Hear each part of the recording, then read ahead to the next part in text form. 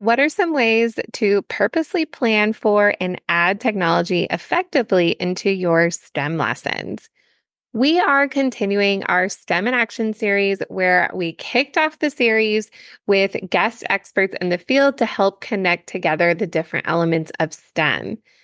In this second half, I am sharing my insight and practical lessons that you can implement in your classroom. In the last episode, episode 166, we talked about science, where science would be the main focus of your lessons. In this episode, we are diving into technology, where technology is the main focus, and then everything falls in underneath. I know technology is such a broad topic, and there are a lot of ways to do this depending on what you're hoping to do. And in fact, you might even have technology embedded in your lessons throughout the whole entire year.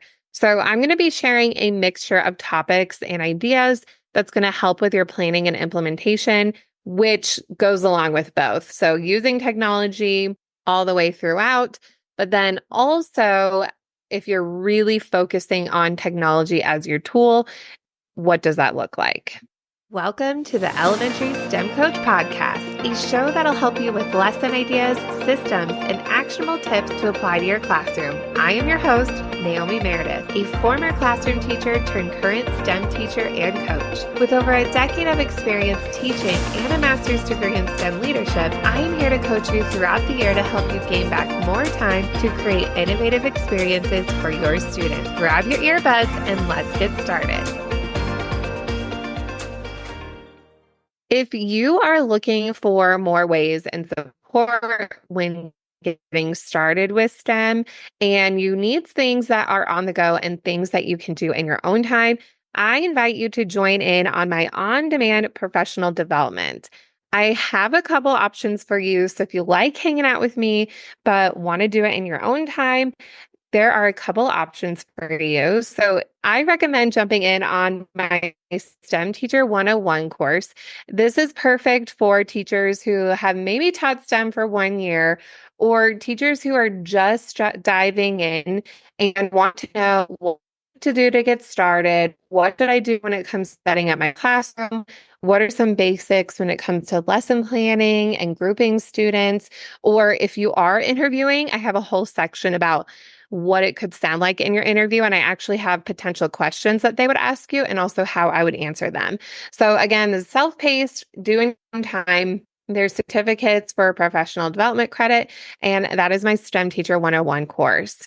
If you're ready to level up your planning, so if you taught for a little bit of time and you're ready to implement more things, I have quite a few workshops for you. They were live at the time, and then they are recorded, so then you can interact with how we interacted live. There is a K through 2 STEM planning workshop and a 3 through 5. A lot of times the teachers jump in the K through 2 and then they go ahead and do the 3 through 5. But I show you some tips and tricks and really how to dive into your lesson planning when it comes to one-day challenges or longer projects or a little bit of both. Also, if you're listening to this in real time and you're hoping to have school news and you don't know what to do, I did pre-recorded school-wide video news. So I have a workshop exactly how to do that, every single template, every single email, the whole system and processes, and also likewise a workshop about setting up your own STEM career day. You can find the links in the show notes, or you can check that out at naomimeredith.com, and you will see everything linked on there for you, including the course and the workshops. All right, so for today's episode, when we are talking about technology, and technology is the center of your lesson, and then all the other things in STEM are embedded within, what does that look like and what should you focus on? And like I mentioned in the intro, technology is such a broad topic. Where do you even begin and what should you even do? As a base when it comes to technology and what standards to focus on, I like to use the ISTE standards for students. And this is something that I even used as a classroom teacher. And they have different categories and some are really broad as well. And it's really focusing in on what do you want kids to do when they're using that technology? Are they going to be a creator? Are they going to be collaborating? Are they going to be learning more about digital citizenship? So that's going to kind of help you with what are they actually doing with that technology? And a little side tip with this, I like to then merge it together with science because that will create the content that goes along with it. So I talked about in the last episode where I used the next generation science standards. You might be using your state science standard that could even be based off the NGSS, but I look at the ISTE standards for students first. And then I integrate those science standards. So they're really paired together nicely. If you check out my K through 5 STEM year-long plan, you can actually see the plan for free. But when you check out that plan, you notice I have actually standards for everything because when you teach STEM, it is all integrated in some way. So keep that in mind. All of my lessons have all of these standards combined. But if you want to focus on technology as your base, that's what I do. When it comes to the top tools, again, this is pretty tricky because there's that teacher side and student side. So I'm really going to focus on what I use with students in terms of technology. But if you are interested in me recording an episode about what technology tools I actually like to use on the teacher side of things, let me know because that would be really helpful as well. There are some go-to things that I like to use when I'm teaching and planning. But let's talk about the student side and why I chose these particular resources. I am not these aren't an ad or anything. These are actually just things I really like to use with kids and things that really work. So here's what I'm going to get into.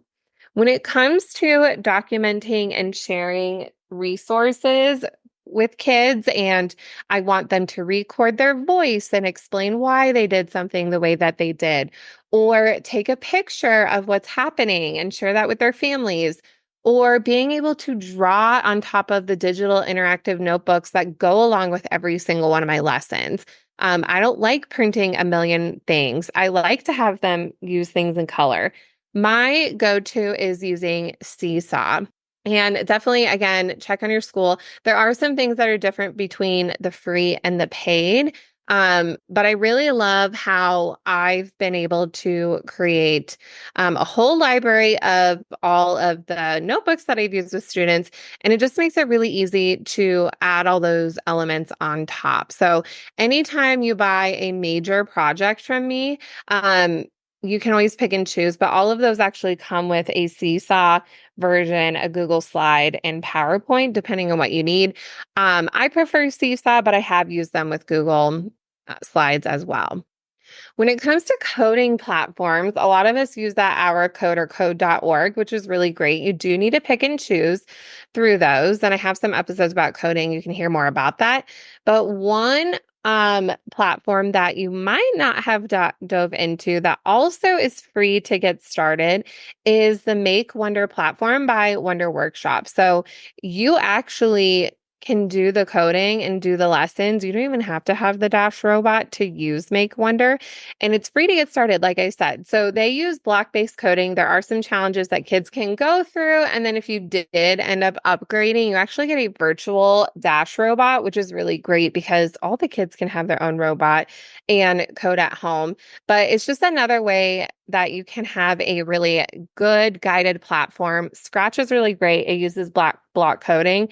But we know there are some things about Scratch that are a little bit annoying too in a classroom, like the library and seeing each other's projects. So check that out. It's a really great connection, especially if you do use the Dash robot or you know you're going to get the Dash robot, then you can actually use the Make Wonder platform, have them do the coding, and then when you get the physical robots, they actually know how to use the code. When it comes to video and audio, this is really tricky as well. What should I use with elementary students that isn't overly complicated? And I am obsessed about We Video.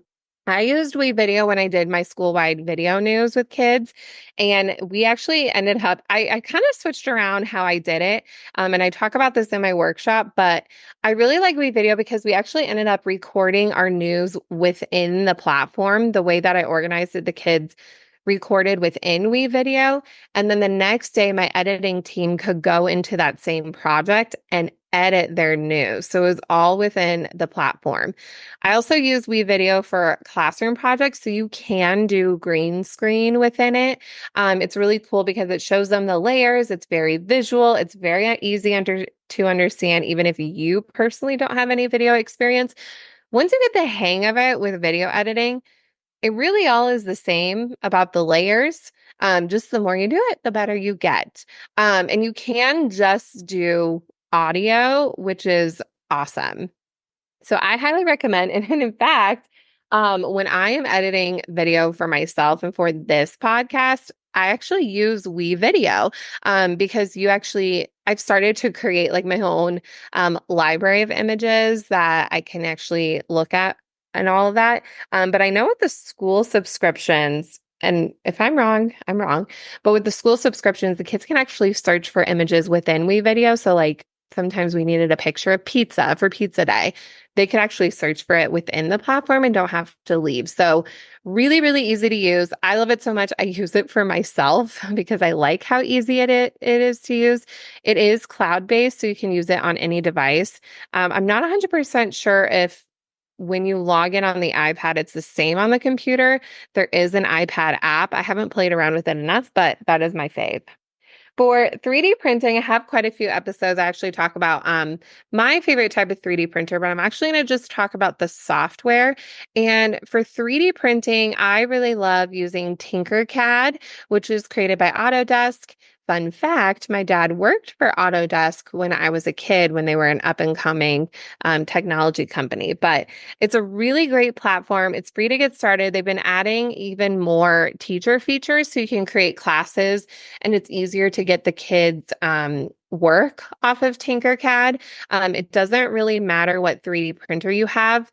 You're able to download the type of file you need for your 3D printer. So I recommend Tinkercad for elementary and even for younger students or students who need more support and things that are more simple. I like to use Doodle 3D Transform, where students draw their design and there are some shapes, and then simultaneously they can see what it looks like in 3D. Both are free. There is an app for both. The Doodle 3D Transform has an app that is paid. When I was teaching, I actually bought the app because I knew I would use it a million times. So again, also something I have purchased for myself because I really like it. And then if you're interested in stop motion, to film the actual stop motion, I like to use the app. Here we go. Be surprised. Stop motion. The free one is great. The paid one has some extra editing features. But my little tip is you do all this stuff in the stop motion app, and then you actually like import it into WeVideo or even iMovie to do some extra editing. And then kids know how to use both platforms, which I think is really powerful. So that's like not, it seems very long. It's not a super long list when it comes to technology, but those are my faves. Okay, so let's get into some lesson ideas. So I actually use technology all year round with students, but if you really want to focus on like using that tool, here is what I recommend. I'm going to share with you, like I did with the science, a project, a station idea, and a one-day lesson to give you that variety. For a project, a great getting started project that I like to do with students, and you could condense this into 1 or 2 days, is to create a 3D printed birdhouse prototype. You could print the house in real size for a bird. I will say that will take longer to print. And it will take a lot more filament too, the plastic that you use. So up to you. But you actually can study about how birds create their nests in nature and different birdhouses that are out there. And then students can create a birdhouse that can be printed.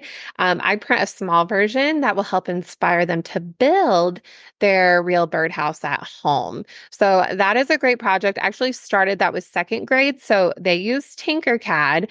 So just knowing your students, if they don't have experience with 3D printing, that's a great lesson to get started. And all of these lessons that I'm mentioning are in my TBT shop, Naomi Meredith. So that is a great starter project, and it is the fastest one to do. For a STEM station, the last episode I talked about my day and night stations that I did with first grade and some of kindergarten. And what I did for the technology station is we did day and night robotics coding. I used the beep bots or the code and go mice for my little pre-readers. You could use Dash depending on their experience, but I had on a grid different items and pictures of things that they can see during the day, during the night, and then both. And they had a dice where they would roll the dice. So it would say day, night, or both. And then they had to code their robot to one of the items on the page. So we actually would talk about throughout the week what those things are because some things they knew, some things they didn't. And we would clarify if you could see it during the day, the night, or both, like the moon. Sometimes you can see it during the day. And there's a really good video by SciShow Kids that talks about why you can see the moon during the day. And for a 1 day lesson, really a 1 day lesson can be teaching about the tool. So when you are using technology, and I remember this very clearly when my first 2 years teaching kids in my STEM classroom, I had to spend like a whole day on how to log in and how to get to a tool. So that could be your lesson. So don't feel bad about that. You are still teaching them. It just depends on your kids' experience and what they need. Things will go faster the more you do it. It is like it's really hard. It's very, very hard to get kids on technology. But you need to keep doing this throughout the year because I promise you, they will get better the more you do it. But if you want like a specific lesson, don't forget about digital citizenship and why that is important. I used to start off my year with digital citizenship, but then I actually pushed it back a month and switched it with STEM Survival Camp because I wanted more collaboration and community building. And that's a whole thing. You can hear about it in episode 4. But if you really, sometimes have to zone in on digital citizenship and don't just assume they're talking about it in classrooms. And this is always evolving and changing and what is appropriate or not. At ISTE, they talk so many sessions. I was there at ISTE 2024 here in Denver where I live. I got to see some stuff and I was doing a lot of other things too. But if you just scrolled through all the sessions, it was all about AI, different ways to use AI, artificial intelligence. What is it? What are some ways to use it? So that is a whole thing. And that is a new thing. Like how do we use it ethically? That again, whole other episode. But I really love ISTE is coming out with a curriculum that you can use. Common Sense Media has curriculum. Google CS First. They have a lot of funding where they can update and change these.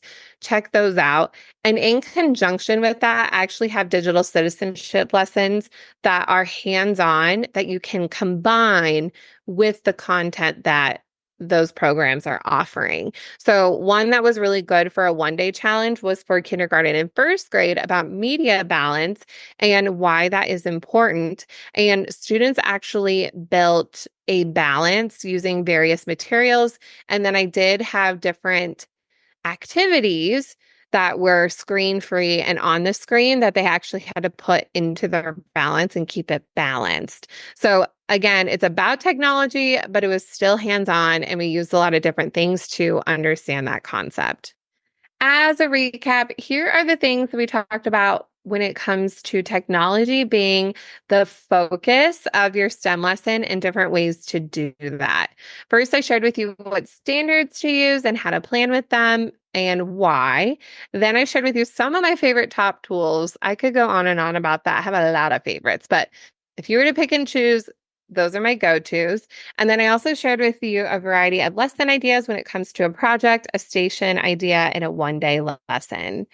Again, all of those lessons that I talked about are linked in the show notes, but again, in my TPT shop, Naomi Meredith. And if you ever get confused on where to go, just head to my website, naomimeredith.com. Everything is up there in the header. You can click around, have a good time, and you know where to find me. I will see you in the next episode where we are going to be talking more about engineering as our focus. Thank you so much for listening to today's episode of the Elementary STEM Coach Podcast. I would love to connect with you over on Instagram at NaomiMeredith_ or send me an email to elementarystemcoachpodcast@gmail.com. Also, make sure to check out my website, NaomiMeredith.com, to see all the show notes from today's episode and shop my K-5 STEM resources. Any questions you have, needs for resources, or ideas for episodes, get in touch. I'll talk to you soon.